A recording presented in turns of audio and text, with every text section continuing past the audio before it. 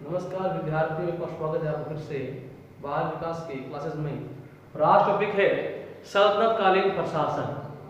सल्तनत काल पहले हो चुका है टॉपिक में, पर प्रशासन क्यों नहीं कराया मैंने?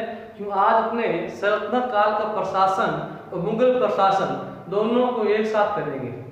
पहले अपने करेंगे सल्तनत कालीन प्रशासन, करेंगे सल्तनत कालीन प्रशासन। इसके बाद अपने करेंगे मुगल कालीन प्रशासन। और आप दोनों के प्रशासन को देखने के बाद आप तय करेंगे कि कौन कौन से विभाग हुआ करते थे, उनका क्या नाम था, क्या कार्य थे। चलिए करते हैं स्टार्ट। तो सुनिए क्या है पहला सुल्तान। सुल्तान का मतलब होता है राजा। कि आप जानते हैं कि कोई भी वंश हो उसको चलाने के लिए कोई ना कोई शासक होता है, शासक को ही सुल्तान बोला गया। सुल्तान बोल दीजिए, राजा बोल दीजिए, एक ही बात है। और आप जानते हैं सभी प्रकार के विभाग, चाहे न्याय विभाग है, विदेश विभाग है, सूचना विभाग है, सभी विभागों का मुखिया ये सुल्तान ही हुआ करता था। अर्थात सुल्तान के अंडर में ही सभी प्रकार की प्रशासनिक व्यवस्थाएं हुआ करती थी। और सुल्तान अपने कार्यों में अलग अलग या अपने कार्यों में सहायता के लिए कई प्रकार के व्यक्तियों की नियुक्ति करता था। अब आप ध्यान रखना, उस जमाने में कोई लिखित परीक्षा नहीं थी जैसे आज होती है। तो उस जमाने में व्यक्ति की नियुक्ति किस प्रकार से हुआ करती थी? उस जमाने में चरित्र की, मतलब उसको, उस व्यक्ति को परखने के लिए अलग अलग प्रकार का टेस्ट हुआ करता था, जो व्यवहारिक हुआ करता, ना कि लिखित में। तो अब देखिए, सुल्तान अपने कार्यों में सहायता के लिए पहला अमीर। अमीर क्या है? अमीर वे होते हैं जो राज्य में बहुत ही प्रभावशाली व्यक्ति होते हैं। ये राज्य के सबसे ज्यादा प्रभावशाली व्यक्ति होते हैं। ये भी होते हैं दो टाइप के, पहला है तुर्क, दूसरा है गैर तुर्क। ये मुस्लिम थे जो उस समय सल्तनत कालीन के राजाओं के साथ बाहर से आए थे। दूसरा गैर तुर्क, इसमें वे मुसलमान शामिल हैं जो हिंदुस्तान में बनाए गए थे अथवा हिंदू लोग इसमें शामिल हैं। तो इनका राजा पर बहुत अधिक प्रभाव हुआ करता। हमने देखा है जिस तरह से बलबन की मृत्यु, इल्तुतमिश की मृत्यु के पश्चात रजिया को जब शासक बनाया गया तो दिल्ली के अमीरों ने ही दबाव डाला था और रजिया को सिंहासन से हटा दिया। तो अमीरों का बहुत अधिक प्रभाव रहा है शासन पर। और जानते हैं कि अमीरों ने कई बार सत्ता को तख्ता पलट करने की कोशिश की थी। दूसरा है मजलिस ए खलवत। नाम क्या है? मजलिस ए खलवत। ये एक प्रकार की क्या है? मंत्री परिषद है। क्या है? मंत्री परिषद। मतलब इसमें अलग अलग प्रकार के मंत्री कार्य किया करते थे। पहला कौन सा है? वजीर। वजीर तो आप नाम सुना होगा, अगर आपने कभी शतरंज खेली हो तो आपने सुना होगा वजीर। राजा के बाद सबसे ज्यादा पावरफुल कौन होता है? वजीर। तो वजीर के पास ही सभी प्रकार की राजा के पश्चात सब पावर्स होती है। तो वजीर अपने कार्य में क्या करता है कि दीवाने विजारत। दीवाने विजारत क्या है? ये इसका कार्य है। अर्थात वजीर अपना सारा कार्य इसी संस्था के माध्यम से किया करता था। अब इसके कार्य में सहायता के लिए तीन व्यक्ति हैं, मुस्तौफी, खजीन और मजमादार। पहला मुस्तौफी, ये क्या है? महालेखा निरीक्षक। आप जानते हैं महालेखा क्या होता है? महालेखा मतलब जो भी हिसाब किताब है, ये एक प्रकार का अकाउंटेंट मान लीजिए। इसके पास क्या होगा कि जो भी खर्चा हो रहा है, जो भी धन लग गया है, धन लगने वाला है, उसका सभी प्रकार का रिकॉर्ड है वो मुस्तौफी रखा करता था। फिर खजीन मतलब खजांची। आपके पास खजांची हो गया है, जिसके पास क्या हो? खजाने की चाबी हो, मतलब इसके पास ही शाही खजाने की चाबी हुआ करती थी। फिर मजमादार, हिसाब का संग्रह करता, मतलब जितना भी राज्य में खर्चा हुआ है उसका हिसाब का जोड़ घटाव करने वाला व्यक्ति। मतलब आप यूं मान लीजिए सभी प्रकार के वित्तीय कार्य, आर्थिक कार्य है वो वजीर और उसके सहयोगियों के द्वारा ही किए जाते हैं। मतलब अब यूं मान लीजिए कि वजीर है तब तो क्या है? राज्य धन के रूप में या धन के अंदर कमजोर नहीं होगा। जब वजीर अपना काम ढंग से नहीं करेगा तो वह राज्य आर्थिक मामलों में डूब जाएगा। फिर आता है आरिजे मुमालिक। ये क्या है? नाम से ध्यान पड़ रहा है आपको, ये है सूचना विभाग। मतलब कौन सी सूचना बाहर से आई है या कौन सी जानकारी जनता को देनी है, जनता की कौन जानकारी राजा को पहुंचानी है, ये सभी प्रकार के कार्य आरिजे मुमालिक के तहत किए जाते हैं। दीवाने इंसाफ, नाम है दीवाने इंसान। इसमें क्या है, इसमें सभी प्रकार के राजकीय पत्र व्यवहार किए जाते हैं। मतलब जितने भी शासकीय पत्र हैं, किसी अन्य राजा को देने हैं या अन्य राजा से पत्र लेने हैं, वो सभी प्रकार के व्यवहार है वो दीवाने इंसाफ किया करता था। ये विभाग है व्यक्ति ने। फिर दीवाने रिसालत, दीवाने रिसालत ठीक है विदेश मंत्री। आप जानते हैं कि विदेश मंत्री की बहुत ही महत्वपूर्ण भूमिका होती है कि जिस तरह से एक राज्य में अलग अलग राज्यों से संबंध बनाने हो तो विदेश मंत्री महत्वपूर्ण भूमिका निभाता है, किया करता था। अब देखिए इनके अलावा भी बहुत सारे अन्य विभाग हुआ करते थे। उन विभागों के बारे में अपनी चर्चा करते हैं। पहला है काजी उल कुजार। काजी उल कुजार क्या है? काजी उल कुजार। ये क्या करेगा? ये करेगा न्याय का कार्य। ये क्या करेगा? न्याय कार्य। अमीर कोही, अमीर ए कोही ये क्या करेगा? ये विभाग बंजर भूमि को उपजाऊ बनाने का प्रयास करेगा। आप जानते हैं उस जमाने में राजा को 4 प्रकार से टैक्स की प्राप्ति हुआ करती थी। अब वो 4 टैक्स कौन से हैं? खराज, खम्मस, जजिया और ज़कात। जजिया है, जजिया। अब देखिए पर ज़कात क्या होता है? दान है। जजिया क्या है? धार्मिक कार्य। खम्मस क्या है? लूट का माल है। ये क्या है? कृषि टैक्स है।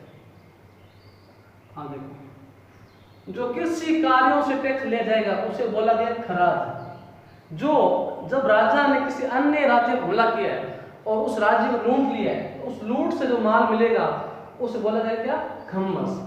जजिया क्या है? जो उस राज्य में निवास कर रहे हिंदू लोग वो कभी भी कोई यात्रा करेंगे, धार्मिक जागरण वगैरह करेंगे तो उनको एक निश्चित मात्रा में धन राजा के पास जमा करवाना पड़ेगा, उसे बोला कि जजिया।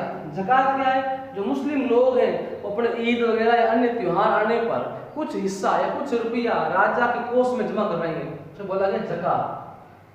तो फटाफट नोट कर लीजिए। हाँ अगला टॉपिक है इसी पढ़े में कि देखो अभी अपना टॉपिक हुआ है सल्तनत कालीन प्रशासन। अपने करेंगे मुगल कालीन प्रशासन। मुगल कालीन प्रशासन जल्दी से प्रारंभ में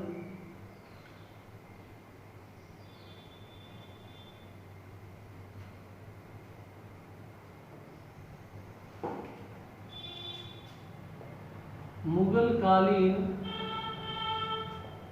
प्रशासन। चलिए करते हैं स्टार्ट मुगल कालीन प्रशासन।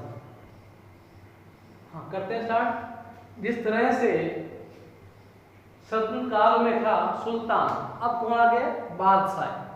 कहानी तो सेम ही है कि जो कार्य थे सुल्तान के वही कार्य किसके रहेंगे? बादशाह के रहेंगे। मतलब सभी प्रकार की शक्तियां हैं वो बादशाह के पास ही रहेगी। और जानते हैं फिर देखिए उसके बाद कौन आएगा? वजीर। अब देखिए मुगलों के समय वजीर का थोड़ा नाम है वो चेंज कर दिया गया। उसका नाम है वकील ए मुतलिक रख दिया गया है। वकील ए मुतलिक उसका नाम रख दिया गया है। फिर एक और सदर मीरे समा। सदर मीरे समा ये कौन है? ये वित्त विभाग का मुखिया हुआ करता था। वित्त विभाग का मुखिया हुआ करता था कौन? सदर मीर समा। ध्यान रखना। अब देखिए इसके अलावा मुगलों का जो क्षेत्र था वो अलग अलग क्षेत्र बंटे हुए थे। पूरा भारत उन्होंने कब्जा किया हुआ था। कुछ क्षेत्र जो उनसे अलग थे उन्होंने क्या किया? पूरा अब इलाका एक हो सकता, उन्होंने क्या किया? अपने क्षेत्र को अलग अलग भागों में बांट दिया। अब उन्होंने उन अलग अलग भागों को नाम क्या दिया? जिस तरह से आज पूरे भारत को अलग अलग राज्यों में बांटा गया, ठीक वैसे ही मुगलों ने अपने पूरे इलाकों को सूबे में बांट दिया। किसे बांट दिया? सूबे में बांट दिया।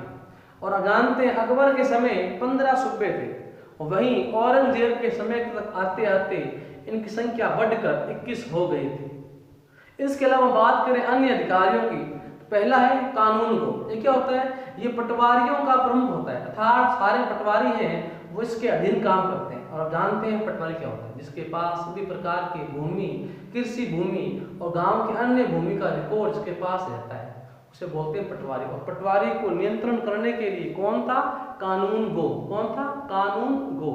अब अमल गुजार। अमल गुजार क्या होता है? ये होता है माल गुजारी का प्रमुख। अब आप दिमाग आ रहा होगा माल गुजारी क्या है? तो माल क्या होता है? जब भी कोई अन्य क्षेत्र से या मुगलों के एक सूबे से अन्य सूबे में कोई माल अथवा वस्तु कोई जाएगी व्यापार के लिए या व्यापार के लिए बाहर से वस्तु आएगी तो उसकी चेकिंग की जाती है। आप एक प्रकार से चुंगी नाका मान लीजिए कि वहां से जो गाड़ी गुजरेगी उस चेकिंग की जाएगी कि कौन सा माल आया है, कहां से आया, कितने रेट का है, और उसके हिसाब से उस गाड़ी से टैक्स दिया जाता था। अर्थात ये एक प्रकार से जो वस्तु आ रही है बाहर से उससे टैक्स वसूलने का काम किया जाता था। इसके अलावा हम देखें इनके अलावा कि उस जमाने में मुगलों के जमाने में जो सेनाएं थी वो मनसबदारों के पास थी।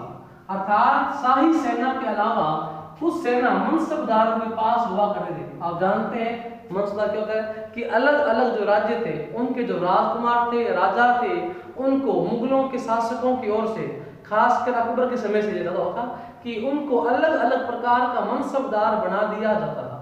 अर्थात जो जितने हजार का मनसबदार होगा उसके पास उतनी सेना होगी। जैसे 5000 का मनसबदार है उसके पास 5000 की सेना होगी। ये मनसबदारी एक प्रकार से उस व्यक्ति की प्रमुखता को या उस व्यक्ति के महत्व को दिखाने का काम करते थे।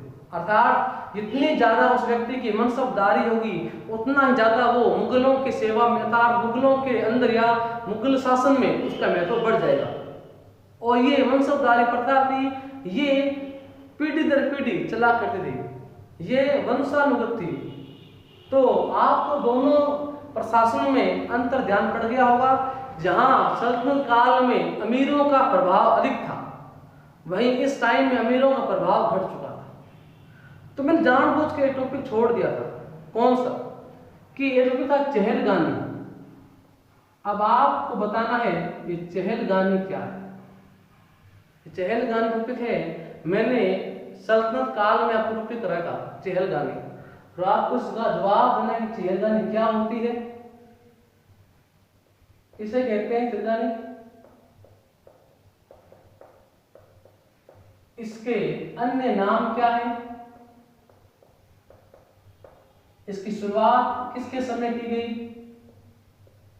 शुरुआत करने वाला शासक और इसकी समाप्ति करने वाला शासक कौन था? इन चारों क्वेश्चन के जवाब आपको इस वीडियो कमेंट में आपको देने हैं। अच्छे कमेंट देने वाले का नाम लीजिएगा इस वीडियो में।